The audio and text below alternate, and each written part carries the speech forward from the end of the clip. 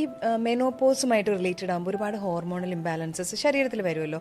സ്കിന്നിന് മാറ്റങ്ങൾ വരുമോ സ്ത്രീകൾക്ക്? ആണുങ്ങളുടെ കാര്യം പറഞ്ഞാൽ അവർക്ക് through out the month the skin is same. ഫീമെയിൽസിന് അങ്ങനെയല്ല. നമ്മുടെ പീരിയഡ്സിന്റെ സൈക്കിൾ അനുസരിച്ച് യുവർ സ്കിൻ കീപ്സ് ചേഞ്ചിങ്. ഇപ്പോൾ എന്താണ്, നമ്മൾ ഓവുലേഷന് മുന്നേ നമ്മുടെ സ്കിൻ നല്ല ഗ്ലോ ആകും. So that's preparing your body to attract your partner.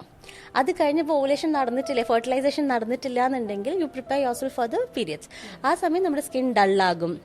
U will have ഇപ്പോൾ ട്രീറ്റ്മെന്റിന് പോയാൽ തന്നെ ചില ഡെർമറ്റോളജിസ്റ്റ് ചോദിക്കും which stage of you cycle are you in. എന്നുവെച്ചാൽ ഓവുലേഷന് മുന്നേ നമ്മൾ ചെയ്യുന്ന treatments gives you a better glow.